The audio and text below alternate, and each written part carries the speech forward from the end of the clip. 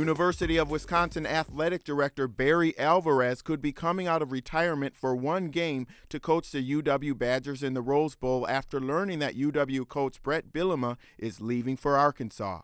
He'll announce his decision officially on Thursday at a press conference in Wisconsin. In this exclusive interview, we talked about the future of Badger football and Wisconsin athletics. So much news to cover around Wisconsin right now. Coach Bielema now saying that he's going to leave and go to Arkansas. I was at a dinner with you Monday night where we arranged this interview. You did not know that he was going to leave at that time, did you? No, I did not. I didn't know until noon yesterday that he came in and said we had to talk and informed me that Arkansas had offered him the head job and he had made a decision he was going to do it. At that time, was there any opportunity to make a counter offer or anything like that? No, his mind was, I asked him, is your mind made up? Have you made a decision? And he said yes. And at that point, I'm sure he put a lot of thought into it. He and his wife, I'm sure, weighed a lot of things and felt it was the best for him. And there was no need for me to counter. At that point, what did you do next? I started contacting people on my short list to find interest, find those who I'd identified and see if there was interest in our coaching position. Can you give us any information about any of the people that you've talked to? No, I couldn't do that. It's not fair to them. My first inclination is to hire someone who's an acting head coach, someone who has experience, someone that would fit our position. What kind of attributes are you looking for in a new coach? I'm looking for someone that is would be a good fit for our Wisconsin family, someone that our people would identify with, someone that cares about players, someone who treats players the right way. Obviously, you have to have a good enough background in football. I wouldn't interview anybody unless they had a track record in football. But there are other things that come into play. They have to understand our culture and how we win at Wisconsin, who we are, and be able to carry that forward. So many people would like to see you come back and coach the Rose Bowl. Will you do that, or can you not talk about it at this point, or what do you think? You know what? I've got a meeting with the team tomorrow. I want to assure them that we will do everything we can to let the seniors go out on a positive note, that I'll have a coach in place that they'll be able to identify with and someone they'll enjoy playing for. We'll talk about dealing with that game tomorrow more so than right now, but there is a possibility that I would come back. There's a possibility that you could coach the Rose Bowl. Kirk Herbstreit, other people have said that Wisconsin, because Wisconsin has 5 losses, does not deserve to be in the Rose Bowl. What do you think about that? Well, as a coach, you look at, everybody's entitled to an opinion. The rules were laid out before the season started. We had people in our league that were on probation. They couldn't go to a bowl game. That's not our fault. That was all laid out beforehand. The winner of the championship game was going to represent us in the Rose Bowl. That's what happened. We lost 5 very tough games, 3 in overtime, 2 where we had the ball in the last possession with a chance to win. So I'm not apologizing. I wouldn't apologize to anybody about us being in the Rose Bowl. I think we're a good football team. We've been competitive all year.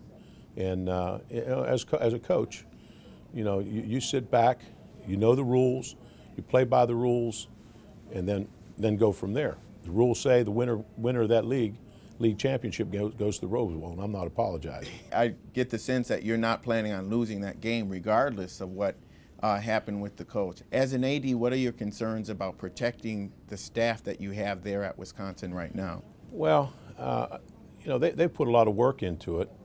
I'll visit with them as I get back into town tomorrow. I've talked to some of them on the telephone. I'm sure that they'll be excited about coaching in the bowl. I'd be disappointed if they didn't. And then we'll go from there. My next responsibility is to start screening head coaching candidates and moving forward. But I'm not going to be in a big rush because it's a very important decision. I'm going to make sure it's the right decision. Crisis is an opportunity at many times. I mean, when you look at it, there were areas, in my opinion, where the coach could have performed better. clock management, end of game management. Were those concerns, or do you think you would have brought him back? Bret won a lot of games. He's had a lot of success. When you're on the sidelines, there's a lot of times you can scrutinize and question a lot of things about any coach.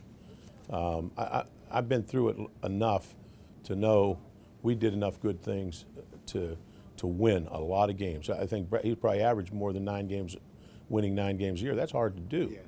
Yeah. It's not easy to win. So I had no qualms with Bret's performance on the field. Let's talk about realignment because a lot of changes right now. What do you think about Maryland and Rutgers? Were they your first choices, and would you rather have had Notre Dame or another big football powerhouse come in? Well, it isn't like going grocery shopping, picking somebody to come into the league. It's somebody that has to fit, someone that looks like us, feels like us, has the same philosophy, is broad-based in all sports, someone academically similar to a Big Ten school.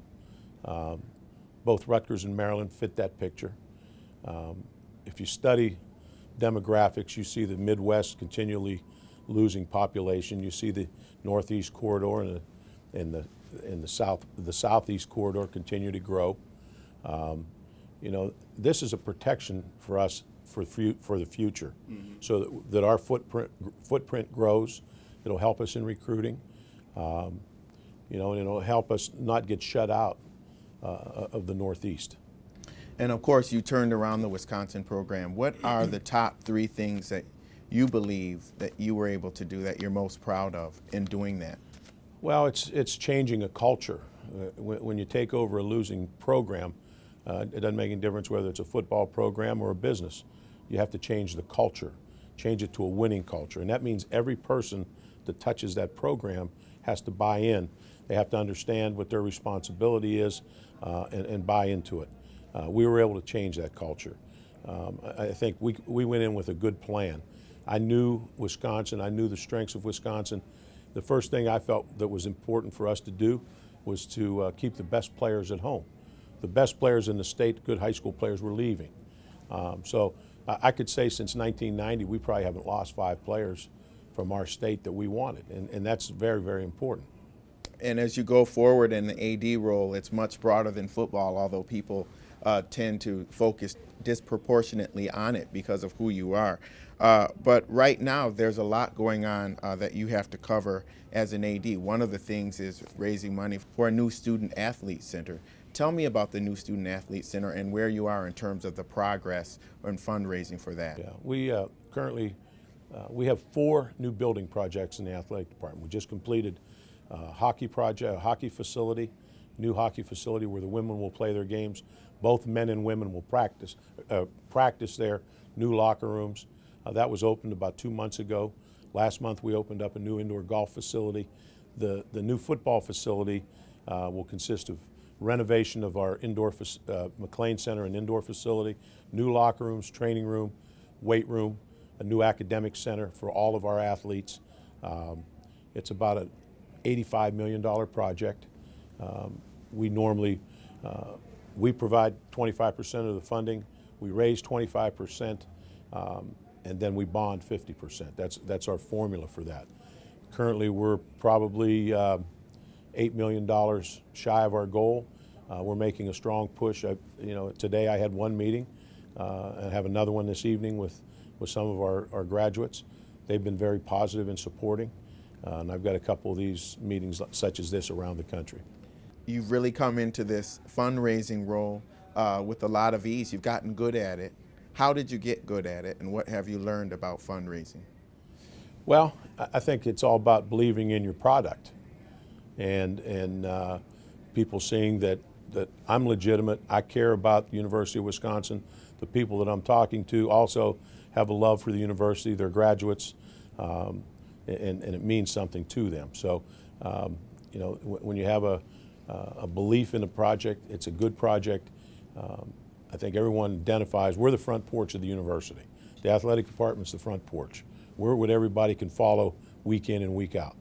And so they've told me they want to be competitive. To be competitive, you got to have facilities that are competitive, and so they all understand that.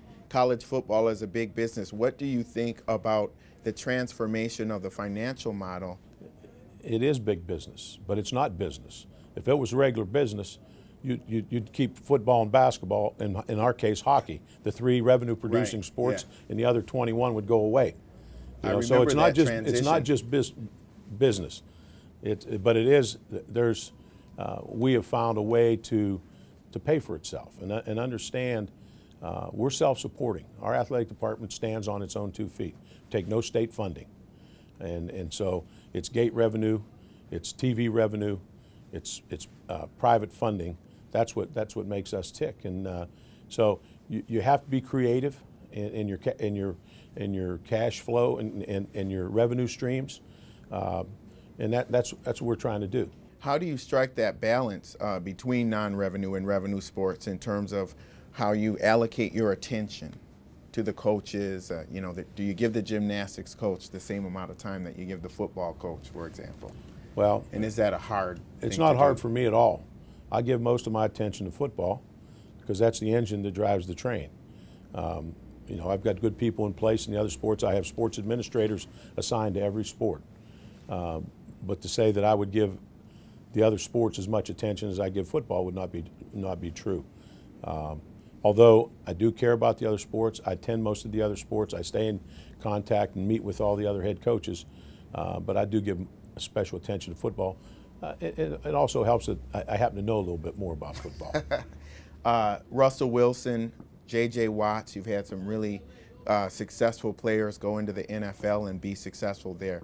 Were you expecting Russell Wilson to do as well as he's doing, to be the starting quarterback? I told every pro scout and pro administrator that would listen to me that they need to take Russell Wilson in the first round. I didn't care about how tall he was. I try to sell them, don't let his height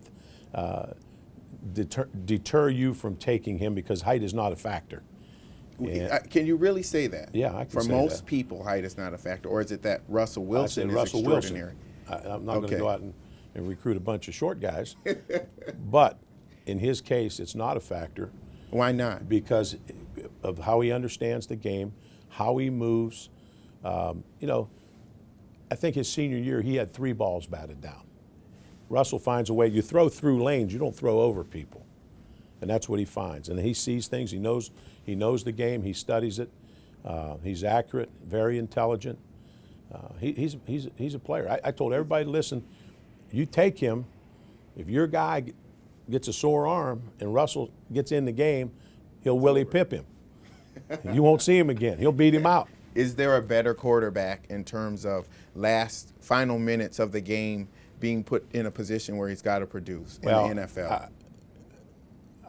I don't know. I'm sure that people would say Peyton Manning's they got a pretty good track record, and Eli's done a pretty good job, and our guy up in Green Bay does a nice job. There are a lot of great quarterbacks. All I know is this.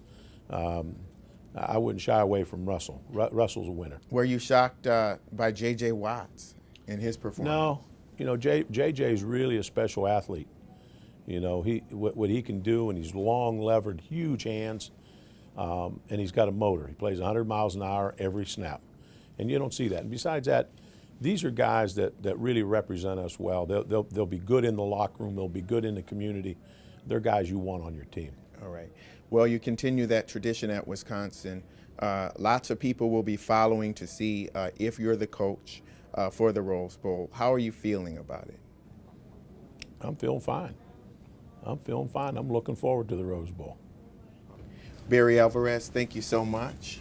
And we look forward to hearing your big announcement, whatever you decide, tomorrow in Wisconsin. Very good. And with Barry Alvarez, I'm Lee Hawkins. We'll see you next time.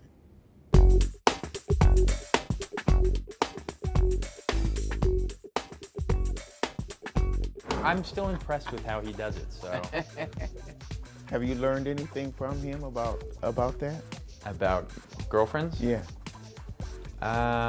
Yes, I've learned that he's a good manager. It doesn't come easy. We work really hard, and if it was easy, then 3 sisters from Beverly Hills, everyone can do it.